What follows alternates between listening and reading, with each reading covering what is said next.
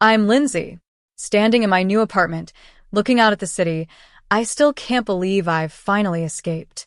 It's been 3 months since I left that nightmare behind, and every day is a step towards rebuilding my life. But it all started on that fateful day when I was walking along the highway, my 2-year-old son, Ethan, tightly held in my arms. The sound of semi-trucks roaring past me was deafening, and the ground shook beneath my feet. I was terrified, but I kept moving forward. Then, out of nowhere, I heard the screech of tires. My father, a tough and no-nonsense detective named Henry, slammed his old pickup truck to a halt right in front of me. He jumped out, his face pale with rage. "Lindsay, where's your car?" he shouted over the traffic. I looked him in the eye and finally told him the truth. "Dylan took my keys. He said I'm not fit to drive," I said. Sitting in the truck, the silence was overwhelming, a stark contrast to the chaos outside. Ethan had fallen asleep in the back seat, lulled by the engine's vibration. I looked at his innocent face, and my hands started to shake. The adrenaline was wearing off, leaving only shame. "How long?" my father asked, his eyes fixed on the road, hands gripping the steering wheel tightly.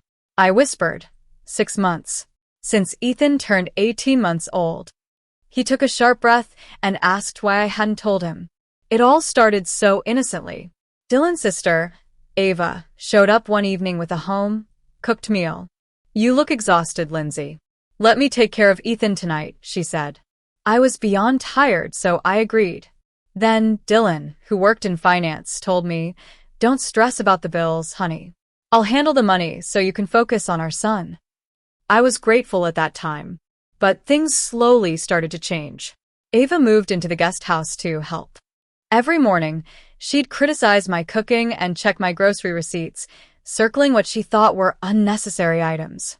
When I complained to Dylan, he said I was being ungrateful and that I probably had postpartum anxiety.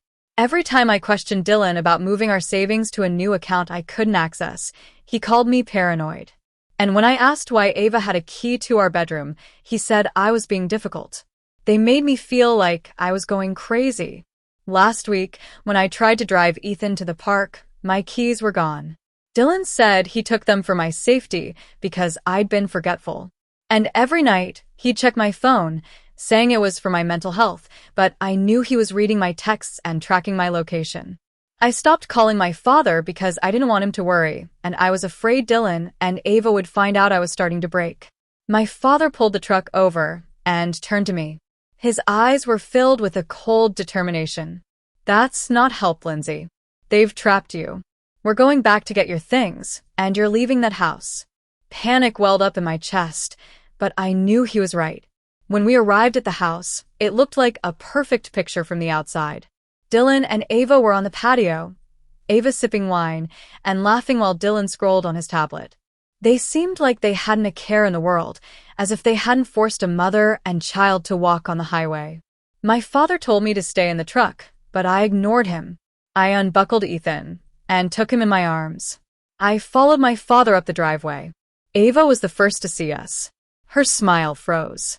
"Oh, look who's back," she said in a brittle voice.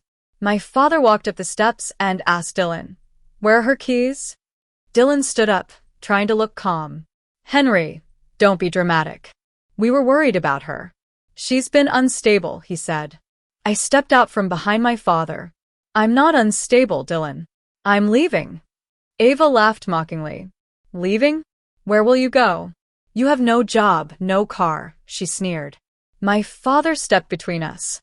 "You're not protecting her. You're holding her hostage. Give her the keys," he said in a cold voice. Dylan crossed his arms defiantly. "Or what? You're going to arrest me? It's my house, my rules. She can leave, but she's not taking Ethan." My father stepped closer, his voice firm. "Let's talk about the law. You're withholding her property and restricting her movement. If you try to stop her from leaving with her child, it's unlawful imprisonment."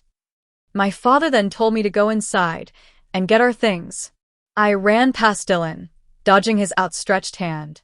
As I raced up the stairs, I heard Ava shouting about trespassing and calling the police, but my father's voice cut through. Go ahead, Ava. Call them. I'll explain everything to my colleagues. In the bedroom, I started packing frantically. My father stood in the doorway, a protective barrier. I stopped for a moment, holding Ethan's favorite blanket. Dad, I whispered. He said, I noticed something was wrong 6 months ago at a family dinner. You didn't laugh, and the way you looked at Dylan. I knew then, but I thought I shouldn't interfere. I'm sorry. I put my hand on his arm. It's not that I was weak, Dad. I was scared they'd take Ethan if I left without a plan. I pulled out a hidden folder from under the mattress. Inside were photos of Dylan's bank statements and screenshots of texts between him and Ava about controlling me. I've been gathering evidence, I said. My father looked at me with new respect. Let's go, he said. When we walked out of the bedroom, Dylan and Ava were waiting at the bottom of the stairs. Ava shrieked, You can't take him. That's kidnapping. I've called the police. My father didn't stop. It's not kidnapping for a mother to leave with her child. But preventing her from leaving is unlawful restraint, and filing a false police report is a crime, he said. Ava's mouth snapped shut. We drove to my father's house. The silence in the car was a welcome change. When we got there, I was still in shock. I knew I had to check everything. I dumped the papers on the table. It didn't take long to find out the extent of the damage. Dylan had sold the car my father had bought me 3 weeks ago and used the money to pay off Ava's credit card debt. And there was a forged $40,000 loan in my name. They'd also emptied my trust fund. My father's expression hardened. This isn't just a marital problem. It's felony fraud. When Dylan and Ava showed up, shouting about custody, I calmly handed them an envelope with all the evidence. Their confidence crumbled as they read it. You stole $56,000. This is a crime, I said. Return the money by morning, or I'll send this to the district attorney. They left in a panic.